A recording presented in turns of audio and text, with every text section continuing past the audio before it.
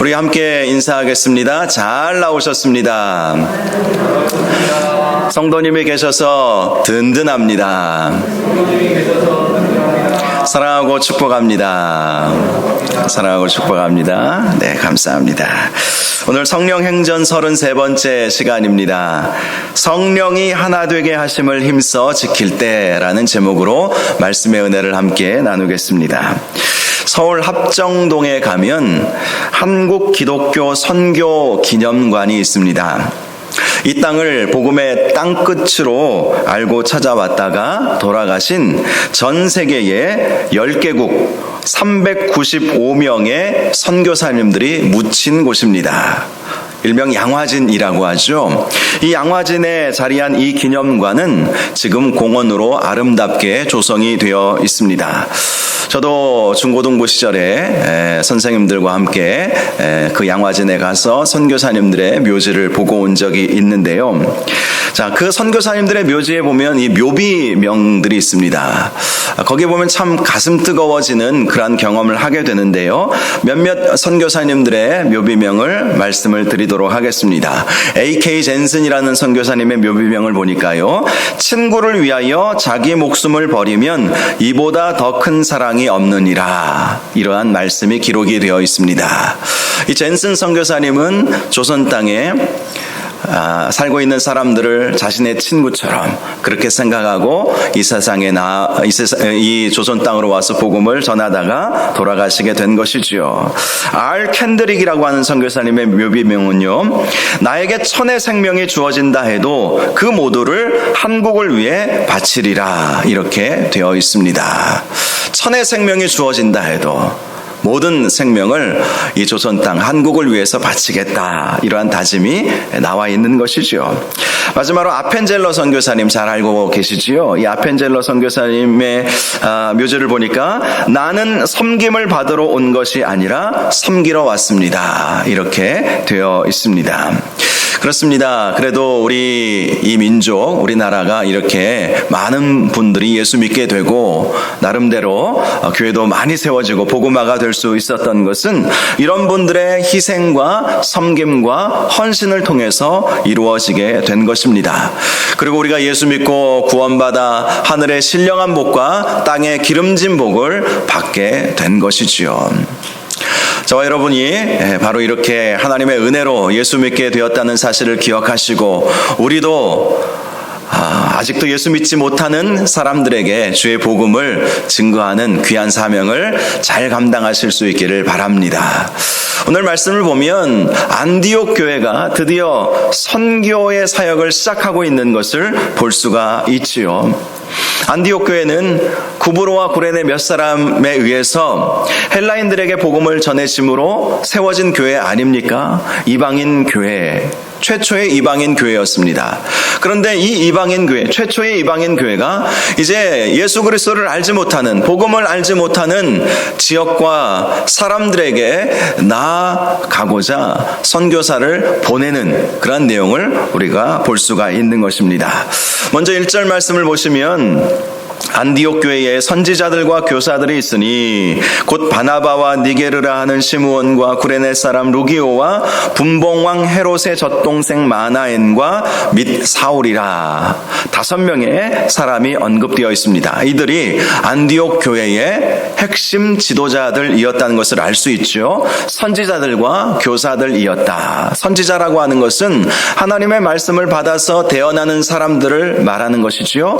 그리고 교사들은 그 말씀을 가르쳐주는 그러한 사람이 바로 교사들이었습니다. 이렇게 하나님의 말씀을 받고 그 하나님의 말씀을 가르쳐 주었던 5명의 신실한 지도자들이 이 안디옥 교회에 세워지게 되었다라는 것이죠. 이러한 지도자들로 인해서 안디옥 교회는 날로 부흥해 갔습니다. 가장 먼저 등장한 바나바, 사도행전 11장 24절을 보면 이렇게 말씀합니다. 바나바는 착한 사람이요 성령과 믿음이 충만한 사람이라 이에 큰 무리가 죽게 더하여지더라.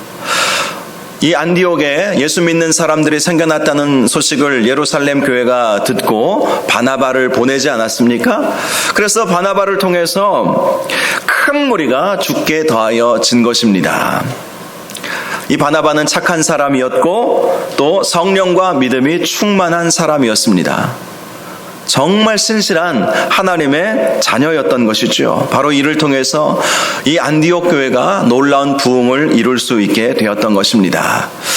착한 사람, 성령과 믿음이 충만한 사람, 저와 여러분이 이 바나바와 같이 바로 그러한 사람들이 되시기를 바랍니다. 그래서 저와 여러분을 통해서 우리 교회가 부흥하고 성장해 나아가고 또 아직도 주님을 알지 못하는 사람들이 예수 그리스도를 알고 영접하게 되는 놀라운 역사가 있기를 바랍니다. 착한 사람 되시기를 바라고요. 믿음과 성령이 충만한 사람들이 되시기를 바랍니다. 자, 이 마지막에 또 등장하고 있는 사울, 바나바와 사울은 함께 사역을 했지요. 사울은 고향 다소에 머물러 있었습니다. 집거 생활을 하고 있었을 것이죠. 6년간, 어떤 학자는 10년 동안 고향 다소에 머물고 있었다, 이렇게 말씀하기도 합니다. 그런데 그 사울을 바나바가 불러와서 안디옥 교회에서 함께 사역을 했던 것이죠. 그래서 11장 26절을 보면 이 둘이 큰 무리를 가르쳤고 비로소 그리스도인이라 일컬음을 받게 되었더라, 이렇게 말씀하고 있습니다. 바나바와 사울이 함께 이 안디옥 교회를 섬기면서 더 놀라운 성장이 있게 되었다고 말씀해 주는 것이지요. 사울은 교회 핍박자이지 않았습니까? 그런데 주님을 만나게 되었어요. 정말 초자연적인 역사하심으로 주님을 만나게 되었던 것입니다. 주님을 만난다는 것이요, 우리가 복음을 전했을 때 그들이 그 복음의 말씀을 듣고 복음에 반응하는 경우도 있지만 도저히 인간의 힘으로 감당이 안 되는 사람은 하나님께서 직접 만나게 하시는 경우도 있더라고요. 어떤 선교사님, 인도에 계시는 선교사님이 선교 보고를 하시는 것을 제가 들어보았는데요. 인도는 아주 힌두교가 아주 뿌리 깊은 곳 아닙니까? 전혀 예수 믿는 사람들을 만나기 어려운 곳이 바로 인도입니다. 그런데 어떤 사람이 이 선교사님을 찾아온 거예요. 깜짝 놀라게 되었죠. 자신이 복음을 전하지도 않았는데 예수 믿겠다고 찾아온 사람이 있었던 거예요. 알고 봤더니 그 사람이 꿈을 꾸었는데 꿈속에서 자기가 어떤 지옥의 나락으로 막 떨어져 가더래요. 그래서 살려주세요, 살려주세요, 이렇게 소리를 질렀다고 합니다. 그런데 어느 분이 네가 내 손을 잡지 않을래? 라고 물어보셨대요. 당신은 누구십니까? 당신은 누구십니까? 나는 바로 예수니라, 그렇게 말씀을 하여 주셨다는 거예요, 꿈속에서. 그래서 그 길로 선교사님을 찾아간 것이죠. 선교사님을 만나서 우리 이제 수소문에서 만났겠죠. 예수 믿어야 내가 지옥에 떨어지지 않겠구나, 그렇게 해서 예수 믿게 되었다는 그런 보고를 제가 들어본 적이 있습니다. 정말 기적과 같은 일이 일어난 것이죠.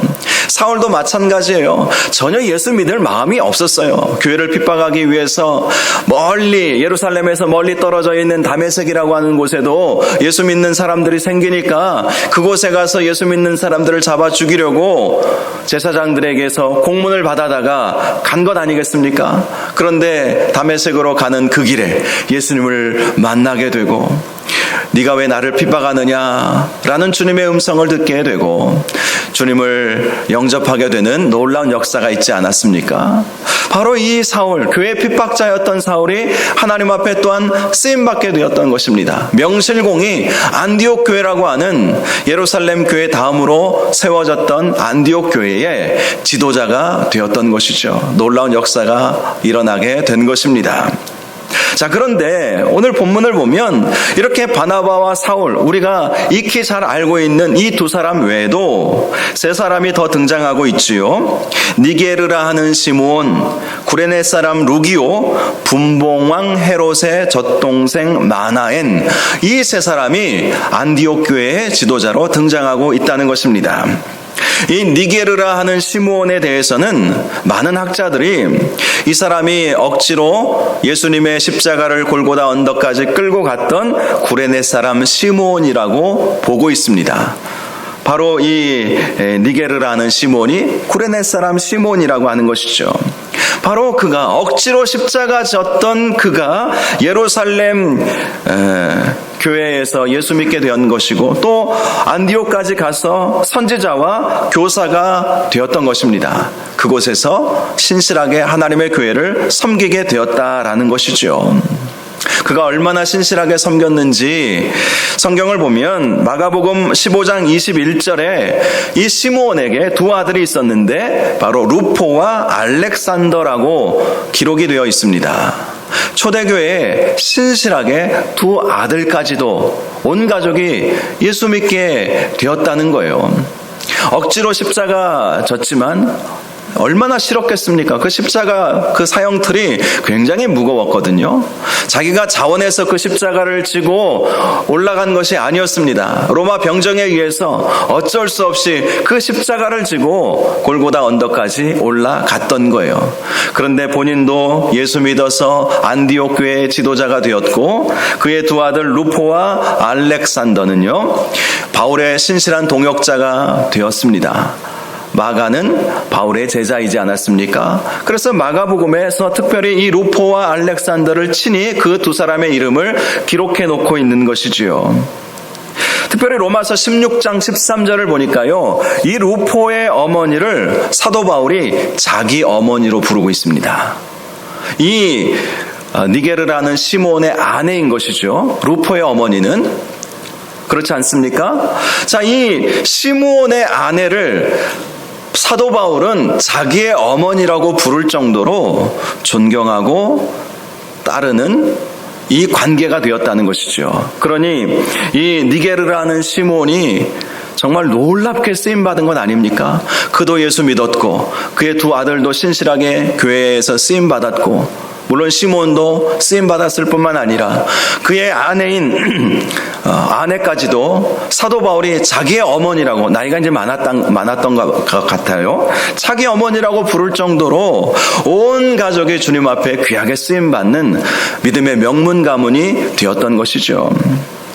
물론 어떤 학자들은 이 니게르라고 하는 시므온이 바로 그 시므온은 아닐 수 있다 이렇게 말하는 학자들도 있습니다.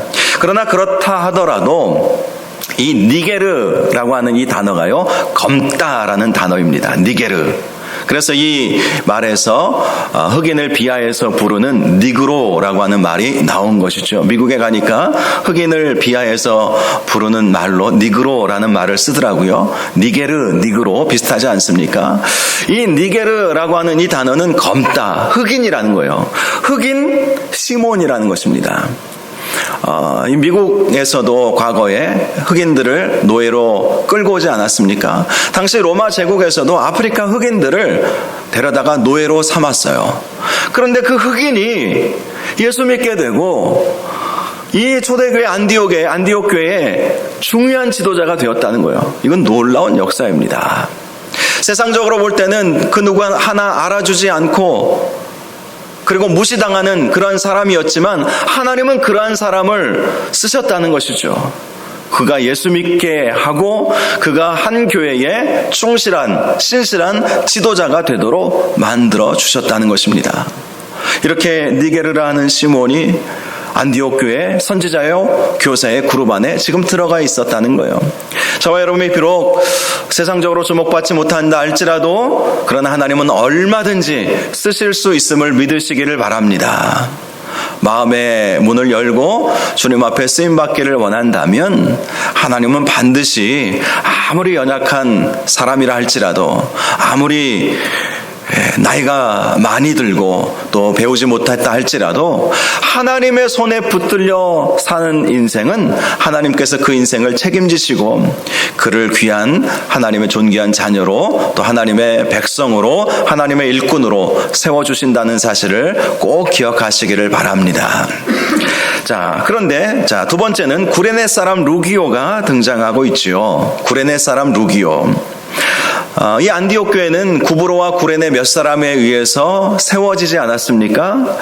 자, 그래서 아마도 이 구레네 사람 루기오는 제일 처음에 헬라인들에게 복음을 전했던 사람들 중에 한 사람이었을 가능성이 아주 크지요. 상식적으로만 생각해 보아도 아주 큽니다. 로마서 16장 21절을 보니까 사도 바울은 이 루기오에 대해서 내 친족이다 이렇게 말씀하고 있습니다. 진짜 친척은 아니었을 것이고요. 사도 바울이 내 친족이라고 표현했던 것은 유대인, 같은 동족이라는 의미인 것이죠. 그래서 그는 구레네에서 태어나서 자란 디아스포라 유대인이었다는 사실을 알 수가 있는 것입니다. 그리고 그에게는 유창한 헬라어 실력이 있었겠죠. 사도 바울도 이방 땅에서 태어나서 자랐기 때문에 헬라어에 능통하지 않았습니까? 그래서 이 구레네 사람 루기오도 헬라어를 잘 했어요. 잘 구사했던 사람이었습니다. 그래서 헬라인들에게 하나님의 말씀을 잘 가르칠 수가 있었던 것이죠. 한마디로 이 루기오는요, 예루살렘 교회에 찾아왔던 박해를 피해서 안디옥까지 가서 거기에서 예수 믿지 않는 헬라인들에게 복음을 전했던 사람이었다는 것이죠. 그리고 그의 그러한 열정으로 인해서 안디옥 교회의 지도자 중에 한 사람이 될 수 있었다라는 것입니다. 그런데 이 세 번째 사람은 참 예외적인 인물이에요. 분봉왕 헤롯의 젖동생 마나엔. 여러분, 이 분봉왕 헤롯이 누구입니까? 교회의 핍박자 아니었습니까? 교회를 탄압하고 공권력을 이용해서 야고보를 죽인 사람 헤롯이었습니다. 그리고 베드로까지도 감옥에 잡아 죽이려고 했던 당사자가 바로 이 분봉왕 헤롯이었던 거예요. 그런데 이 마나엔은 그의 젖동생이라고 표현하고 있습니다. 이 젖동생이라고 하는 이 단어는요, 쉰드로포스라고 하는 단어를 쓰는데 실제적인 자신의 동생이라는 의미도 함께 있지만 어렸을 때부터 함께 친밀하게 자란 사이, 중마고우를 의미하는 단어입니다. 젖동생. 어렸을 때부터 친하게 그렇게 지내왔던 사이였다는 거예요. 마나엔이 누구와요? 분봉왕 헤롯, 교회의 핍박자요, 야고보 사도를 죽였던 그 헤롯과 아주 어렸을 때부터 친밀하게 지냈던 사람이라는 것입니다. 이 마나엔은 그래서 왕실에서 교육을 받았던 귀족 출신이라는 것을 알 수가 있죠. 왕가 출신이라는 것을 알 수가 있습니다. 권력의 자제, 권력층의 아들이라는 것을 알 수가 있어요. 그런데 그도 이 안디옥 교회의 지도자가 된 거예요. 야, 어떻게 이런 일들이 일어날 수 있었을까요? 하나님의 놀라운 기적의 역사가 아닐 수 없습니다. 사울도 하나님께서 초자연적인 만남을 통해서 예수 믿게 해주셨듯이 이 마나엔도 교회 핍박자였던 이 헤롯의 친구였고 헤롯의 동생이었을 수 있는 이 마나엔이 예수 믿고 교회의 지도자가 되었다는 거예요. 그저 예수 믿고 교회 출석하는 성도의 자리가 아니라 교회에서 하나님의 말씀을 가르치는 그러한 사람이 되었다는 것. 이것은 정말 놀라운 기적의 역사였던 것입니다. 여러분, 이 다섯 사람을 보면 참 여러 가지 생각이 들지 않습니까? 정말 다양한 사람들, 다양한 출신 배경, 정말 다양한 각양각색의 사람들이 안디옥 교회에 모여서 함께 한 교회를 섬기고 있었다는 사실을 알 수 있는 것이죠. 이 안디옥 교회가 바로 그런 교회였어요. 예루살렘에 있는 예루살렘 교회는 유대인들로만 구성이 되어 있는 교회였죠. 그런데 안디옥에 있는 이 안디옥 교회는 유대인들뿐만 아니라 헬라인들도 있었고 또 히브리파 유대인, 또 디아스포라 유대인, 헬라파 유대인이라고 하죠. 이런 사람들도 있었고 또 이방인들도 있었고 심지어는 교회 핍박자라고 여겨지는 사람의 친밀한 친구도 그 가운데 있었다는 것을 보면 이 안디옥 교회가 얼마나 다양한 사람들로 이렇게 이루어져 있는지 우리가 알 수가 있는 것이죠. 바나바와 같이 정통 유대인, 시몬과 같이 흑인 출신, 또 구레네 사람 루기오와 같이 디아스포라 유대인, 헤롯의 젖동생 마나엔과 같이 권력의 최측근, 자, 이런 사람들이 한 교회를 섬기고 있고 한 교회의 지도자가 될 수 있었다는 것. 그만큼 이 안디옥 교회는 열려있는 교회라는 사실을 알 수가 있습니다. 그러니 하나님께서 이 교회를 쓰시는 것이지요. 여러분, 이것이 우리에게 알려주는 교훈이 있습니다. 교회가 어떤 곳이 되어야 하느냐라는 것이죠. 보통 선교단체와 교회는 성격이 다르죠. 파라처치라고 그럽니다. 선교단체를 영어로 파라처치. 교회는 일반적인 누구나 와서 예배드리고 섬기고 함께 한 공동체를 이루는 곳이 교회입니다. 그런데 파라처치는요, 약간 성격이 달라요. 선교단체는 어떤 비전과 어떤 목표가 뚜렷합니다. 그리고 비전과 생각이 함께 공유하는 곳이 선교단체이죠. 예를 들어서 미전도 종족 선교단체들은 미전도 종족을 위해서 뜻이 있는 사람들이 모여서 선교단체를 이루고 그 사역을 하죠.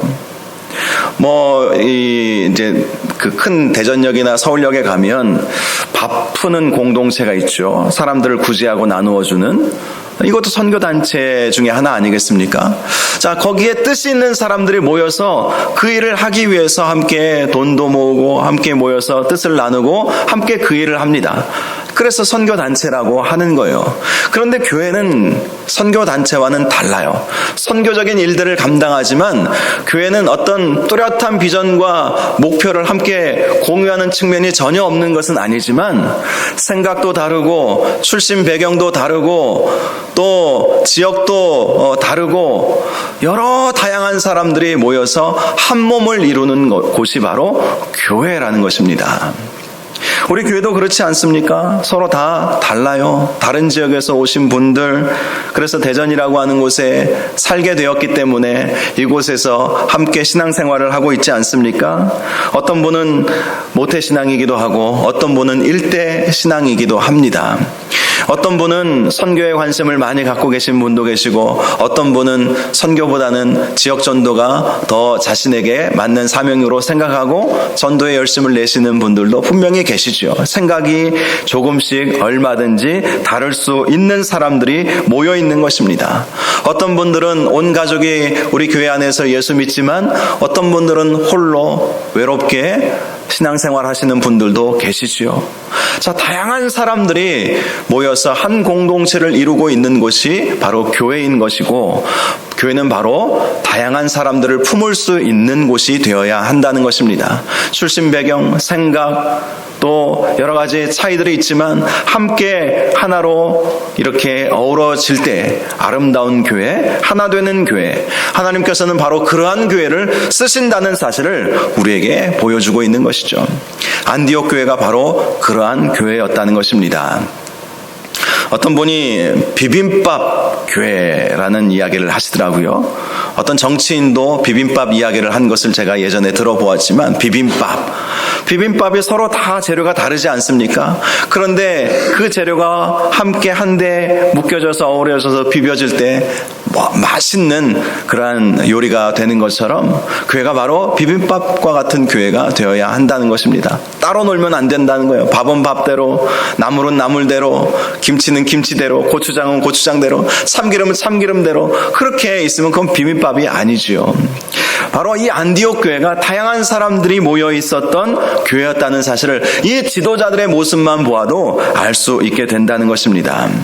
자, 이렇게 교회가 한마음 한뜻 되어 하나님의 신실한 자녀가 되고 또 주의 몸된 교회를 섬기게 될 때 성령께서 그들에게 나타나셔서 음성을 들려주셨던 것을 볼 수가 있습니다. 2절 말씀을 보면요, 주를 섬겨 금식할 때에 성령이 이르시되 내가 불러 시키는 일을 위하여 바나바와 사울을 따로 세우라. 자, 주를 섬겨 금식할 때에 이 말씀이 나오고 있습니다. 자, 주를 섬겨라고 하는 이 말씀은 예배를 섬기기 위하는 것을 말하는 것입니다. 예배를 섬기기 위해서 예배 중에 금식하며 이 5명의 지도자가 함께 금식하며 교회를 섬겼다는 것입니다. 예배를 섬겼다는 거예요.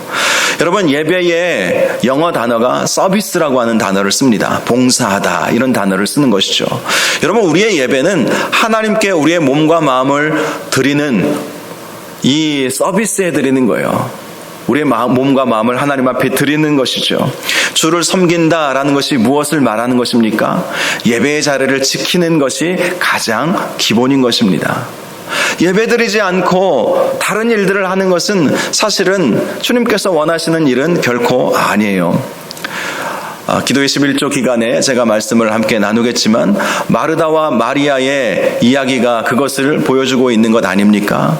물론 마르다의 그 헌신, 주님께 잘 대접해 드리려고 했던 그 열심, 그거 탓할 수가 없어요. 예수님도 탓하지는 않았어요.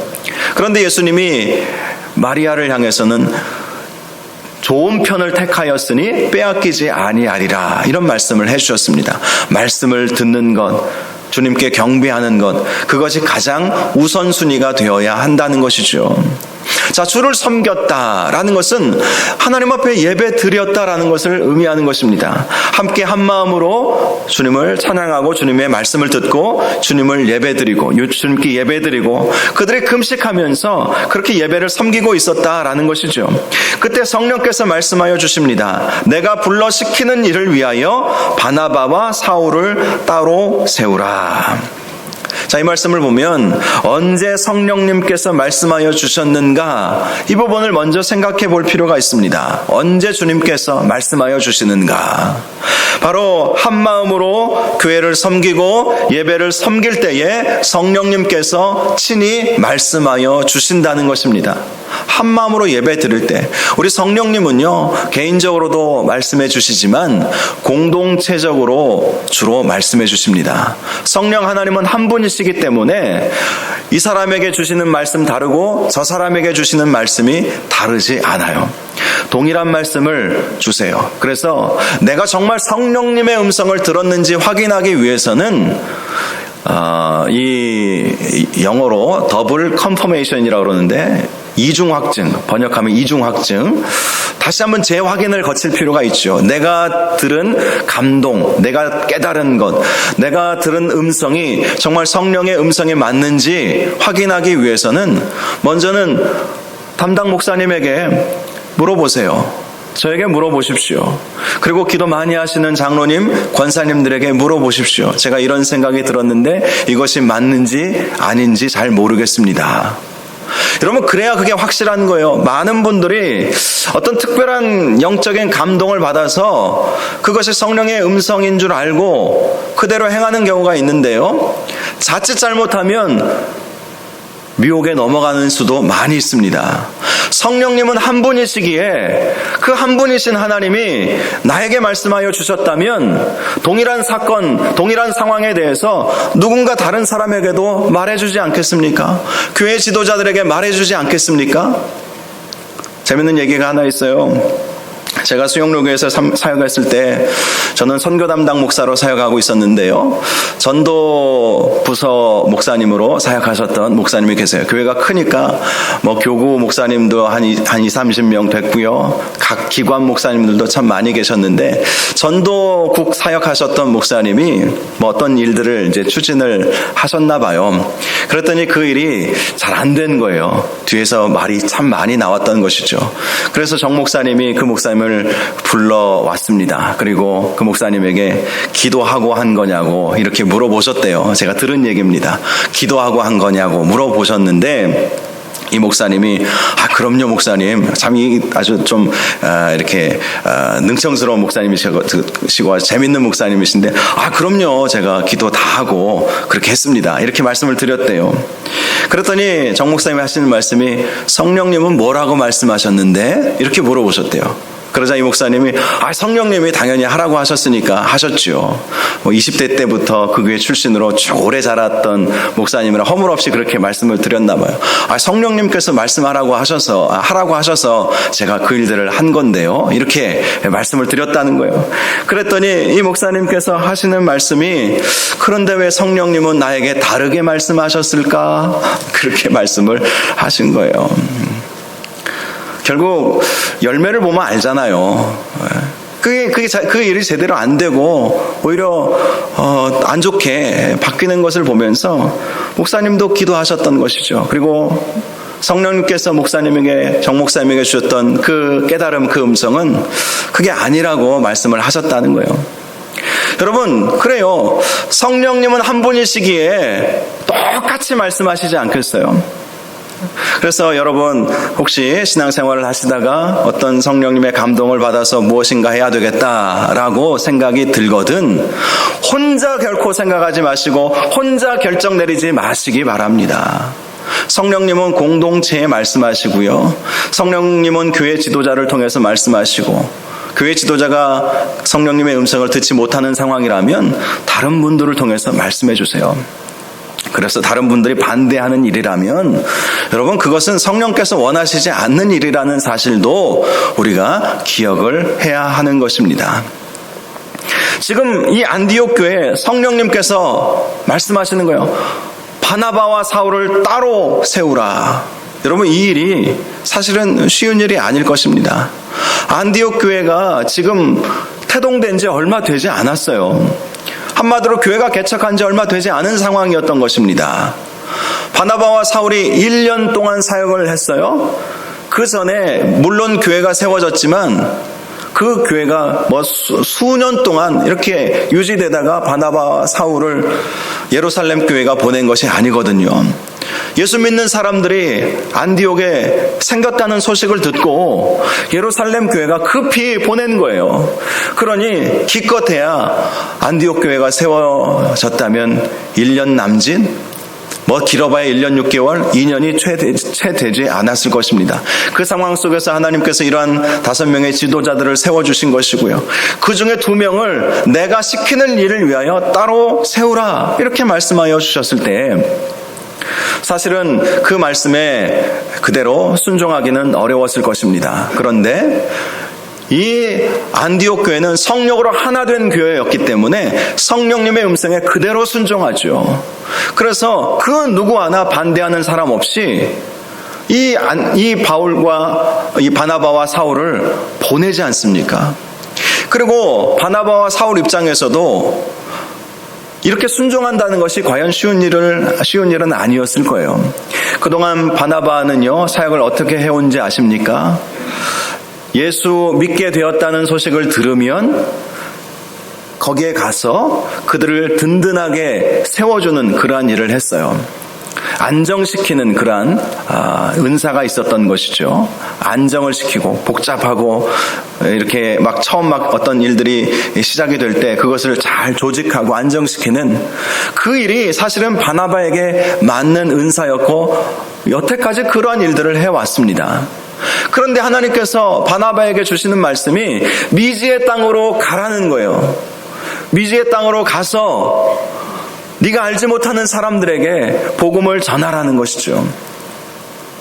사울에게도 마찬가지죠. 사울은 오랜 칩거 생활을 하고 있지 않았습니까? 그런 그를 바나바가 불러왔어요. 그래서 안디옥 교회라고 하는 이미 자리 잡힌 교회에서 사역을 했던 것입니다. 그래서 나름대로 귀하게 쓰임받을 수 있었어요. 그런데 하나님께서 사울에게 도전을 주시는 것입니다. 네가 알지 못하는 미지의 땅으로 나아가라. 그곳에 가서 복음을 전하라고 말씀을 주신 것입니다. 바나바와 사울 입장에서도 그 말씀에 그대로 순종한다는 것은 정말 결단과 헌신이 필요한 일 아니었겠습니까? 그런데요, 그 누구 하나 안 됩니다. 이러저러한 이유를 대면서 안 된다고 말하는 사람들이 없었지요. 모두 다 한 마음으로 바나바와 사울을 따로 세우게 되었던 것이지요. 정말 성령 하나님은 교회가 한 마음, 한 뜻을 이루기를 원하십니다. 그래서 사도 바울이 에베소서 4장 1절에서 6절에 보면 아주 중요한 말씀을 하고 있지 않습니까? 그러므로 주 안에서 갇힌 내가 너희를 권하노니 너희가 부르심을 받은 일에 합당하게 행하여 모든 겸손과 온유로 하고 오래 참음으로 사랑 가운데서 서로 용납하고 평안에 매는 줄로 성령이 하나 되게 하신 것을 힘써 지키라. 몸이 하나요 성령도 한 분이시니 이와 같이 너희가 부르심의 한 소망 안에서 부르심을 받았느니라. 주도 한 분이시요 믿음도 하나요 세례도 하나요 하나님도 한 분이시니 곧 만유의 아버지시니라. 만유 위에 계시고 만유를 통일하시고 만유 가운데 계시도다. 성령은 교회를 하나 되게 하신다는 거예요. 그리고 하나 되는 그 공동체 가운데 말씀하여 주시고 깨닫게 하여 주시고 사명을 불어 넣어 주신다는 것입니다. 여러분, 성령의 음성을 들으며 신앙생활하는 것이 얼마나 중요한지 아십니까? 성령의 음성을 듣지 않으면 유혹에 쉽게 넘어가 버립니다. 성령의 음성을 듣지 않으면 마귀의 음성을 들을 수밖에 없는 것이기 때문에 우리가 날마다 성령께서 무엇라고 말씀하시는지 귀 기울이며 살아야 하는 것입니다. 사탄의 계획은요, 아주 철저하고 교묘합니다. 그래서 우리가 성령님의 지혜를 구하고 성령의 충만함을 받고 성령님의 음성을 들으며 살아가야 하는 거예요. 사실 우리는 5분 뒤도 어떻게 될지 모르지 않습니까? 그런데 성령님과 함께 동행하며 살면 성령 하나님께서 우리의 삶을 인도해 주세요. 우리를 보호하여 주세요. 제가 전에도 간증 한번 드린 적 있지 않습니까? 제가 미국에서 유학할 때 우리의 아이들은 아주 어린 갓난 아이들이었습니다. 뒤에 카시트에 태우고 있었고요. 그때 어느 교회를 향해서 가는 길이었던 것 같아요. 차를 몰고 가고 있는데 성령님께서 우가 조심해. 저는 잊을 수가 없어요. 우가 조심해. 그래서 순간적으로 제가 뭔가 있을 수 있겠다고 브레이크를 딱 밟았거든요. 그랬더니 신호를 무시하고 지나가는 차가 확 지나가는 거예요. 만약에 우가 조심해 그 음성 듣지 않았다면 어떻게 되었을지 생각만 해도 끔찍합니다. 성령님의 음성을 들으면 우리의 삶에 성령님의 보호하심이 반드시 오게 되어 있습니다. 우리의 삶을 인도하여 주시는 분이 누구십니까? 성령 하나님이신 거예요. 성령 하나님께서는 우리를 선한 길로 인도하여 주시는 분이십니다. 그 성령님의 음성을 들어야 하는 거예요. 그리고 그 성령님의 음성은 나 혼자에게만 주시는 것이 아니라 공동체에게 주신다. 항상 이 생각만 놓치지 않아도 시험에 빠지지 않고 유혹에 빠지지 않고 신실하게 주님을 섬겨 나아갈 수 있게 될 것입니다. 이 안디옥 교회가 바로 그러한 교회였다는 거예요. 서로 하나 되는 마음 가운데 성령께서 말씀하여 주시고 그 말씀에 순종하여서 바나바와 사울을 따로 세우고 그래서 하나님의 놀라운 일들을 이루는 교회가 되었다는 것입니다. 그래서 3절에 이렇게 말씀하죠. 이에 금식하며 기도하고 두 사람에게 안수하여 보내니라. 금식하고 기도하고 순종하는 마음으로 이들을 선교사로 보내게 되었다는 것입니다. 놀라운 하나님의 역사가 이제 막 태어난 신생교회를 통해서 이루어지게 되었던 것이죠. 교회가 수십 년 된 교회도 아니었습니다. 이제 막 예수 믿기 시작한 사람들이지 않았습니까? 헤롯의 젖동생 마나엔 예수 믿었다면 얼마나 믿었겠어요? 구레네 사람 시므온 예수님을 믿었다면 얼마나 믿었겠습니까? 그런데 하나님께서는 이렇게 이제 막 예수 믿는 사람들을 통해서도 놀라운 역사를 이루시는 거예요. 중요한 것은 성령으로 하나됨을 힘써 지킬 때에 하나님께서 이러한 놀라운 역사들을 일으켜 주신다는 것입니다. 특별히 여러분 이 말씀 가운데 보면 하나님은요, 우리 성령님은 결코 홀로 보내시지 않으세요. 홀로 보내시지 않습니다. 바나바와 사울을 따로 세우라. 둘을 택하여 보내셨습니다. 다음에도 말씀을 다음 주에 나오나요? 말씀을 보시면 아시겠지만 새벽 큐티에 나오는 말씀이군요.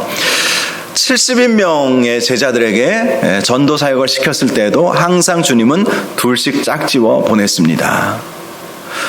함께 할 때에 시너지 효과가 있기 때문이고 안전하기 때문인 것이죠. 그래서 이렇게 짝지어 보냈다는 거예요. 우리나라의 최초의 개신교 선교사님으로 오신 언더우드 아펜젤러 선교사님, 참 두 분을 보면 재밌어요. 제가 신학교 다닐 때 한 교수님이 이런 말씀을 하시더라고요. 언더우드 선교사님이 가장 먼저 오셨다는 거예요. 우리 교단 입장에서는 장로교 선교사님이니까. 왜 가장 먼저 왔나? 사실 두 분이 같이 오셨거든요.